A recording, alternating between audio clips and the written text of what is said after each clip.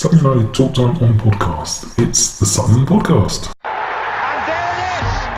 Sutton United of the GM Vauxhall Conference have put out First Division Coventry City, winners of the FA Cup themselves less than 2 years ago. And what a moment to enjoy for the fans of this Surrey side. They've had their moments before, but never one like this. But the whistle goes down. Delight for Sutton United. Sutton United, the National League, are through to the last 16 of the FA Cup. No longer English football's perennial non-league club. A 123-year crescendo reaches a new peak for Sutton United, who are promoted to the Football League for the first time.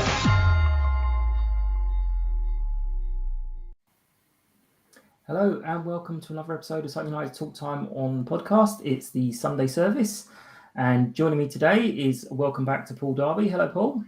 Hi, Mike. Hiya. And a longer welcome back to Johnny, who was actually in the first incarnation of this podcast 3 years ago, was the first guest. I looked it up earlier, it was almost 1,500 days ago. Hello, Johnny. How are you? Hi, Mike. Yeah, not too bad. Good. So, lots of things happened since we last spoke, Johnny. But we just want to sort of mention, most people will know, I tried to dig out my copy to have a couple of quotes, but I can't find my copy of your book that you wrote. How did that go for you? Yeah, so I haven't really got a figure on sales or anything, but I'm more happy just to have done it for some of the comments I've had, the feedback, and for people to get to reflect on the FA Cup run. Like, I wrote it after my first year of university. I'd finished my exams and I had nothing to do, and basically just thought, right, I'm going to write about our FA Cup run because, like, why not? It was a good thing to remember. Never thought I'd get it published. That was never really the plan. One thing led to another. It obviously came out in November 2019, I think, and it's just been great to have had comments saying, "Oh, I read it back the other day and remembered the Leeds game, the Arsenal game, the Wimbledon game," and it was my sort of unique perspective on it. But obviously we were watching the same games, the same events, and it's great to just be able to look back and reflect on it, I suppose. Yeah, I saw. Was it Jackie Oatley? A couple of weeks ago now, re-mentioned it. I was like, oh god, yeah. So that was a nice little pickup again. So when's the audio book coming out of it? Oh, I wish it was doing that well. So just on to the game, I don't know. Again, these are coming out thick and fast. I don't know how many of these you've listened to, but last few weeks, obviously, we're mentioning the atmosphere, the noise, which you guys have to take a lot of credit for. I was going to say responsibility. I didn't really know credit. So, Paul, you kind of stand nearish me, didn't you, on the open curver? Yeah. How do we get more of us to join in, Johnny? Because people like me stand there watching the game, and often will be like, "Oh, it's a bit flat today." Well, how can we make me shift my ass over there and join in? This is a good question. I think we probably do have one of the quietest home grounds in the division. Always has been that way. We've come from 500 fans 5-6 years ago. I looked that up actually with the FA Cup ticket sales. Sorry, I didn't mean to jump in, but the FA Cup ticket sales, I looked it up 10 years ago. It was 508 was our average, and 840 was our highest in that season. We sold now over 11,000 tickets. So we are always quiet. But sorry, jump on. Yeah. So I think it's part of it is just adapting. You've got the core of me. I've been going since 2005. I think it was my first game. A few of the other younger guys who you consider the vocal group, maybe 20 of us who have been going regularly. There's a lot of other people that stand near us now who we don't really know, which is fine, and it's great to get to know new people. I think part of it is there's been issues. There was the Forest Green game, and there are a couple of people we didn't know, older folks. I think generally the stereotype is that it's the younger fans that cause trouble, which has sometimes been the case, but not always. And I think it's quite understandable that some people might not want to stand near what they perceive would be aggression, trouble. I'd say that it's not like that 99% of the time. So if there is anyone having doubts over that, would generally be fine, and you'd get anyone who's being out of order will say often get called out, sometimes not. Obviously, not the case in the Forest Green game, unfortunately. But most of the time, it's the bad things you might think you have in the area aren't really there. So if people are put off by fears of what might be, then I'd say try not to worry about that. To try it for yourself, I'd say. In terms of getting a wider atmosphere on the ground, I think it's something that will come naturally over time as people get more used to having that noisy group. I think it was louder yesterday. More people were joining in the songs. Definitely, and more. Again, this is going to sound patronising, and I hope you realise it's not. It was more of you guys' influence yesterday because you could hear it was more Sutton songs, not the normal like TikTok, YouTube copies, if you like. So there was definitely a more of an influence from sort of the older youth, if you like. But we have the issue of obviously, as I say, we're mostly slightly older gents, but there's no cover on the curver or the other side as well, which if there is ever any noise, it kind of just disappears off into the sky. Yeah, it's probably a tough ground to actually, if everyone was singing, it's probably still a tough ground to just really contain that noise, isn't it? I mean, I think you guys are doing yourself a bit of disservice. I mean, as I said on previous podcasts, I started going regularly 2018 with my son, and we'd go down the side. We were at the side, and then when we fancied a sing-song, we'd come around the back, and it was great, actually. The atmosphere was good. There was plenty of singing going on.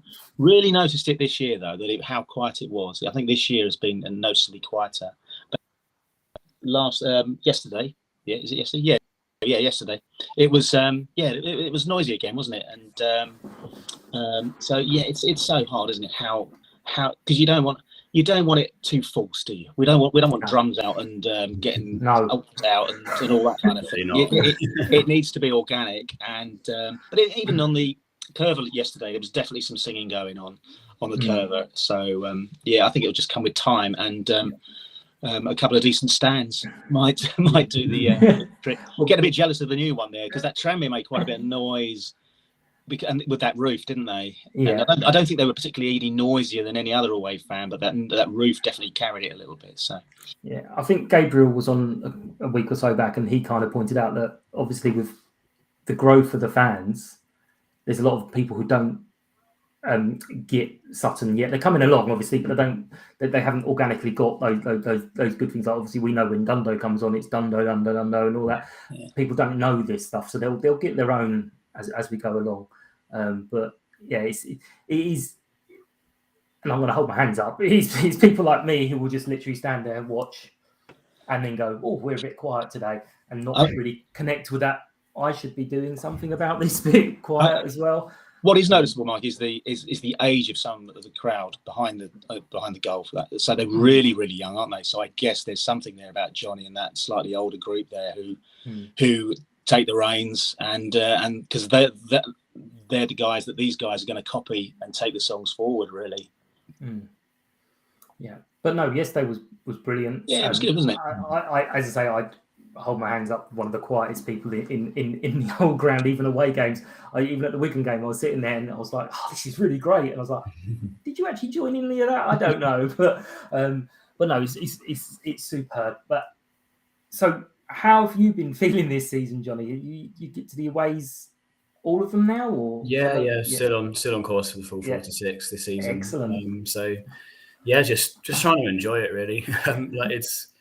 It's incredible to be where we are. Like I'd have taken it at the start of the season. I remember I got very drunk after the Barnet match, and I was telling everyone we'd get promoted before we got relegated again. Not wondering how much I believed it myself, and then we ended up in the automatic promotion spots a few times this season. And I'm like, well, this would be an incredible call, wouldn't it? Just trying to enjoy every game. It's horrendous cliche, so apologies for that. It is just getting my head around the fact we will definitely still be. I'm still getting my head around the fact that we're in League Two in the first place. We'll definitely still be a Football League club next season. We could even go up again for at Wembley. It's just hard to put into words, really. But certainly a good thing. Yeah, ready for volume 2 of the book, Johnny. Yeah, you don't know when to you don't know when to stop and start writing again, do you? So you get promoted to League One. Do you stop there? Wembley? Do you stop there? Where's it going to end up? So that's what I said to that Ed chap who was on a couple of weeks ago, the new club development. He said, "Oh, we should really enjoy and cherish these moments." And I was like, "Yeah, we need a little bit of breathing space to understand this was a moment because we're constantly getting them now." It's like, "Whoa, stop."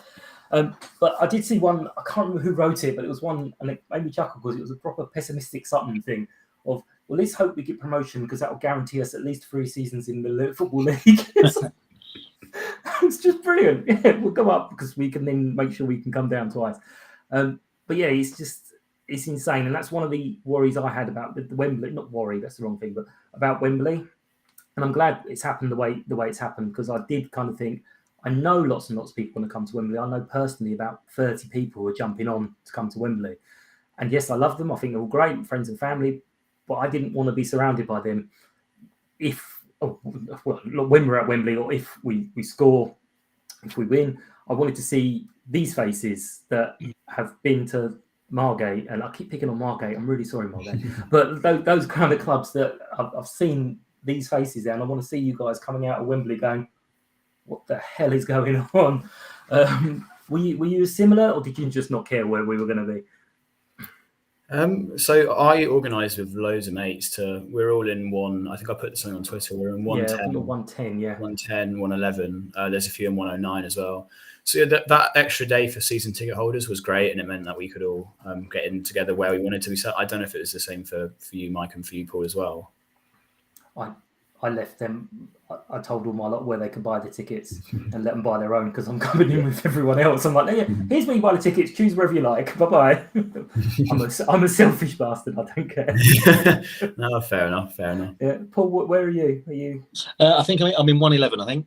Yeah. 111. So and I the season ticket thing was a nice early touch, wasn't it? And then I got enough tickets to look after a few people as well. So yeah, got a group of us together, and absolutely, yeah, trying to work out when we're going to start it. The hour's got AM on it, definitely. Yeah. I think I was speaking to Andy, and he said he's going to find out when the doors open, and he will be there going in to sit down in Wembley and just savour every second. 2 hours before kickoff, whatever, it doesn't matter. So yeah, I think a lot of people will be getting there nice and early. And what's the last number we saw? Was it 10,000? Was the last number we saw? Or? No, it was 11 yesterday morning they were talking about. So I would imagine there's a few more. There's going to be a few people who didn't think of this. I think Stuart put it on the forum as, does everyone have access to print off their tickets? Because there'll be a lot of people who's managed to buy it, but a lot of people don't have printers anymore. I have one, but I barely print anything. So they don't do electronic ticket service, do they? They should work. I go and watch England at Wembley quite a lot. Right. Similar, not the same ticketing system, so don't take my word for it. But you're meant to print off the England tickets to print at home. I generally have the QR code on my phone, and it is fine. Right. Whether or not it will be the same for this, I don't know. It's probably worth asking someone from Ticketmaster if you're in that situation. But I think that the chances are that it will work, and I do that for England all the time. So. Cool. Good to know. Right, so let's quickly have a little chat about Tranmere. Good news.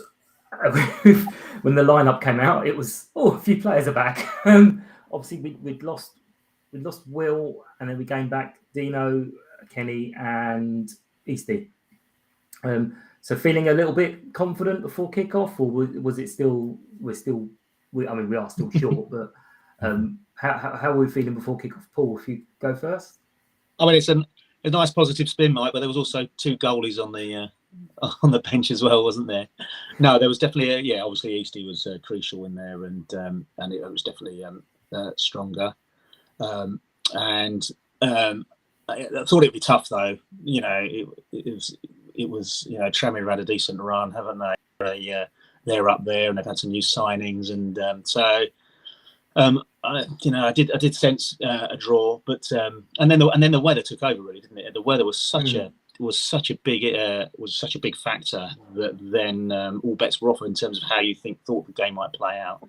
But with the team that we had out, but every time we put a team out, they step up, don't they? It's astonishing to see, absolutely astonishing, that we shouldn't lose sight of that. But yeah, it's still pretty beaten up. team, but there was enough in there that we thought we could mix it up, and we did, didn't we? Yeah. And Johnny, what were you? Yeah, I agree with Paul. Whatever team we have out will always seem to compete. I never thought, even at Swindon, where all sort of logic, you would think, oh, we're going to get absolutely hammered here. There's still always part of me that thinks we can get a result. I'd have taken a draw at the start of the day, to be honest. Certainly after the players that we had out at Swindon. It's good to get a few players back, still a long way to go. We were trying to work out at Swindon if we could name an entire team of injured players. Very close. We got to, we got to, I think it was to 10 of what would have been a good 11. We were just missing a winger. Yeah, we had no wingers. That's exactly where I got. No wingers at all, but we had a good 10 that possibly have played on the pitch at the same time as well at some point this season. Yeah. So it's good to, I think it wasn't like a must-win game at all. I think it was important not to lose it, given the situation with the league table. So yeah, we'd have taken a point. Hopefully we can start to get a few more back. I know Matt was saying none of them are particularly long-term injuries, so there's this sort of silver lining with the cloud. We're going to need all the bodies back with the running, but yeah, fingers crossed. Yeah, absolutely. And a quick word on Adam. Chucked in. Called back from Tonbridge, two steps below, chucked into the team. From what I've seen and heard, hasn't put a foot wrong. It's just next man up, isn't it? Just next man up all the time. It's fantastic to see. And he's played 2 games there, didn't look out of his depth.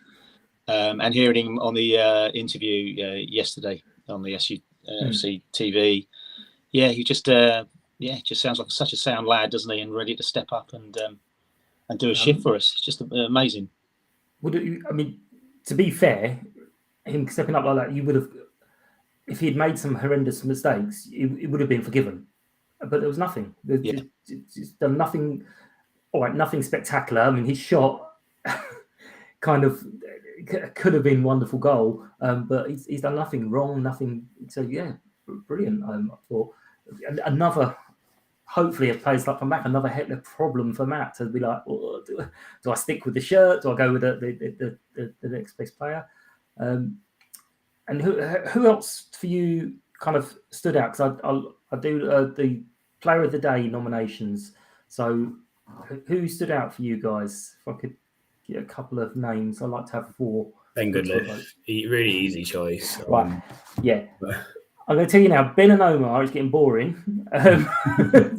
It's fine, it's perfectly fine, but I think they've been in every single vote so far. Understandably. I think Ben's probably player of the season. I was chatting about this with my flatmate the other day. We were just thinking, when was the last time, not even had a bad game, just made a mistake?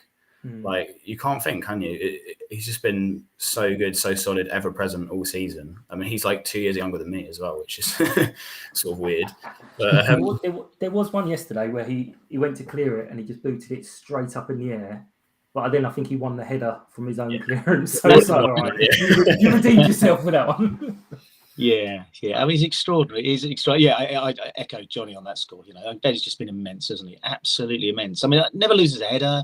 Just his positioning, and specifically yesterday, that last-minute clearance when they looked as though they were on goal and going to get a winner at the last minute. No, I agree. For me, he would be player of the season, and he was certainly MOM for me yesterday. But if you want another name, Mike, I'll probably Eastie, in there for just is just that the usual stuff he does, doesn't it? It's just that quality in the middle. Yeah, and anyone else? Gonna need one more. Who else stood out for you guys? I've got Ben, Omar, and Eastie. Tough one. Yeah. Of the rest of the team. Do you know what? I'm going to stick Adam in. Sorry. Yeah, stick Adam in. Yeah. Good call. Yeah. I mean, Dino did all right, but I think he, for me, some of his kicking, like in the second half, his first kick, I let that go because he obviously had to see how the wind was swirling.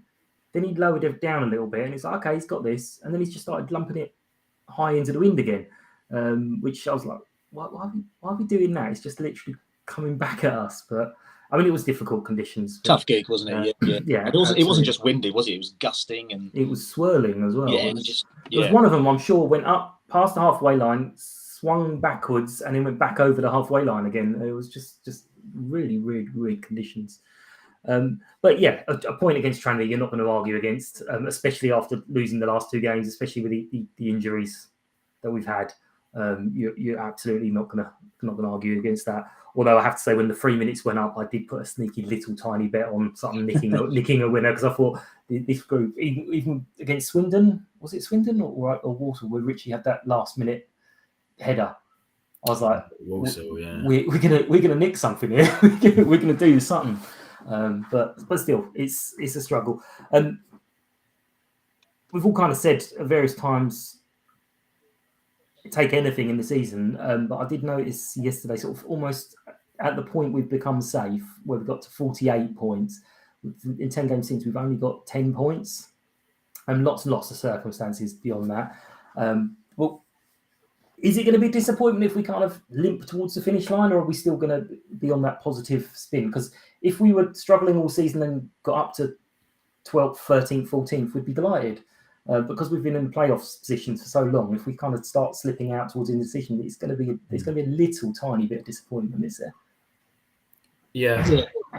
I think it will, because we've got this natural thing with Sutton of like the years I've been watching us play, we've been a non-league team and we're happy to be here, sort of thing. But equally, like the team is good enough to get promoted this season. Like we've probably been one of the best teams like in the league. Injuries at times have got in the way. We probably don't get the credit we deserve. I think we should be getting in the playoffs. It's not that's not criticism of the players if we don't, like some of the injury problems we've got now. But I think they'll all be looking at it and thinking, yeah, we're good enough to do this. And I think that will be the frustration if we don't make the playoffs. I think maybe you could look at the Papa John's Trophy run and think if we hadn't, I'm not complaining about getting to Wembley, don't get me wrong. If we hadn't had that cup run, maybe we wouldn't have had so many injuries. Maybe we'd be, higher up the league. It's guesswork, I suppose. But I think there'll be that sense of disappointment in that we are probably good enough to do it. And yeah, that would be. Yeah, and if you looking at the running, I mean, there's some very beatable teams, isn't there? There's a few teams already that are like mid-table and haven't got much to play for, which helps. There is a couple of tough ones in that playoffs space, but actually, if we win those, then that knocks them. They are 6 pointers, and that'd be really handy. Mike, I thought your point was interesting, Mike, in terms of that 10 points. For me, the line was the January transfer window.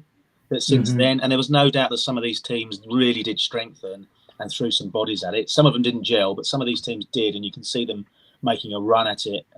Port Vale, Mansfield, there was others. Bristol Rovers was a big one, isn't it? So I think, and I do get it. Why we didn't. There was many reasons why we didn't throw money at it, wasn't it? Or because we haven't got any, but also, that team ethic they've got going there. Why break? Yeah.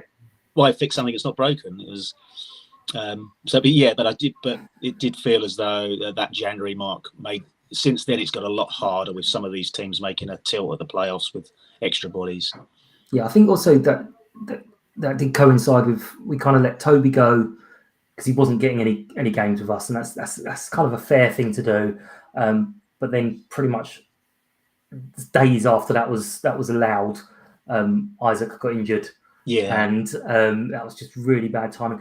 There's only been a couple of games really when you can look at the games that we could say, all right, yes, fair enough, we got beat there. But most of the other games, just if only we're just unlucky with just lots and lots of things with injuries and so on.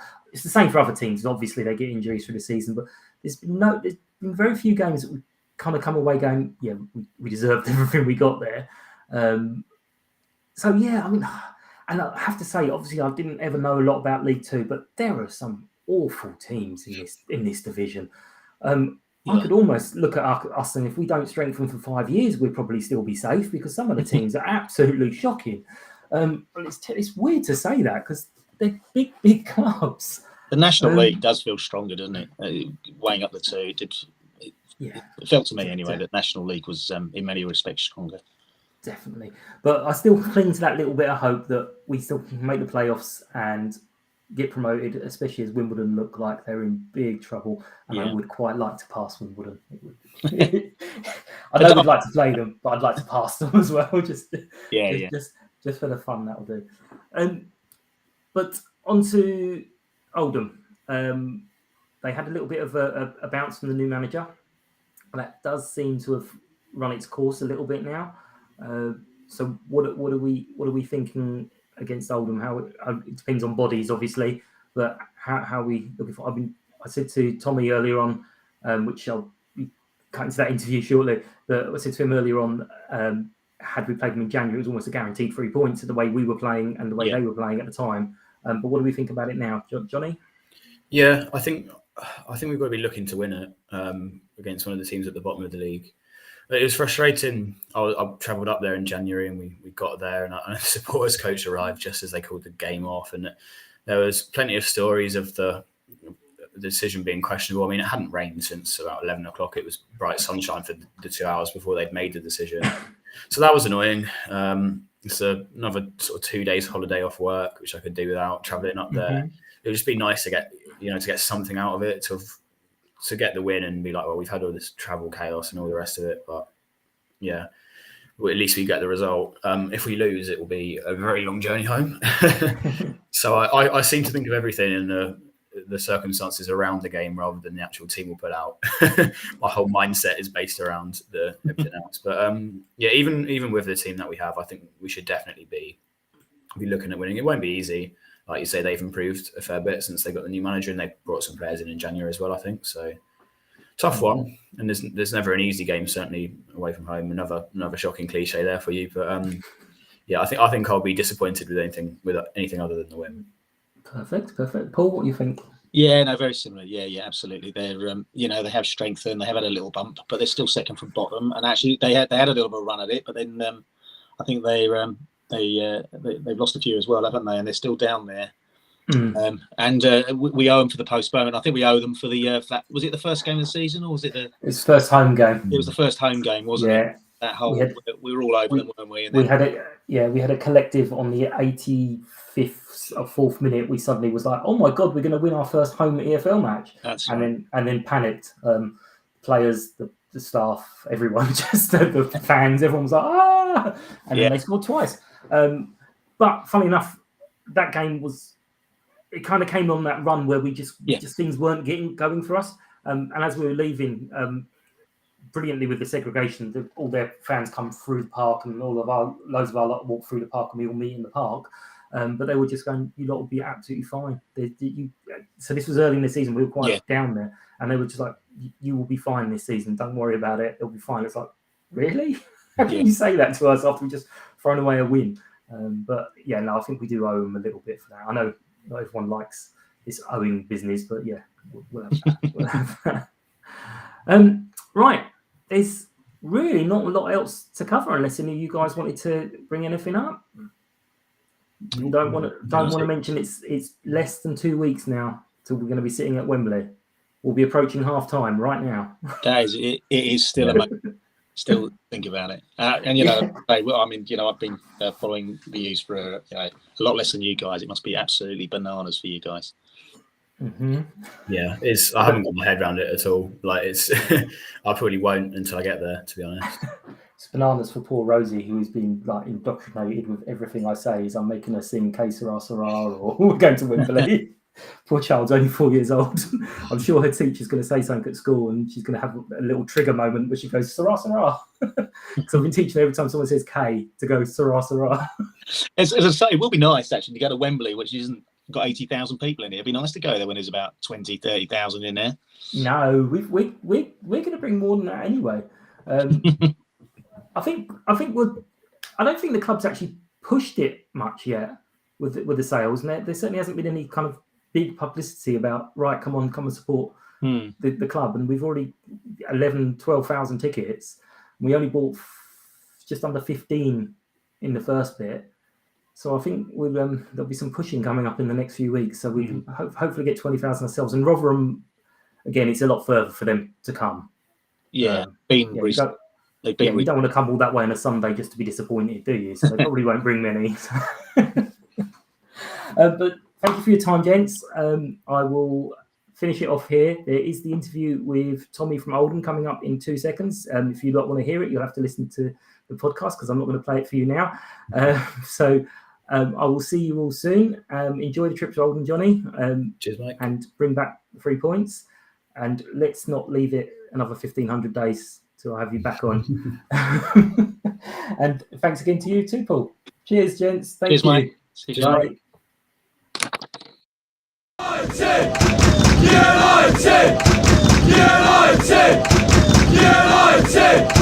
United!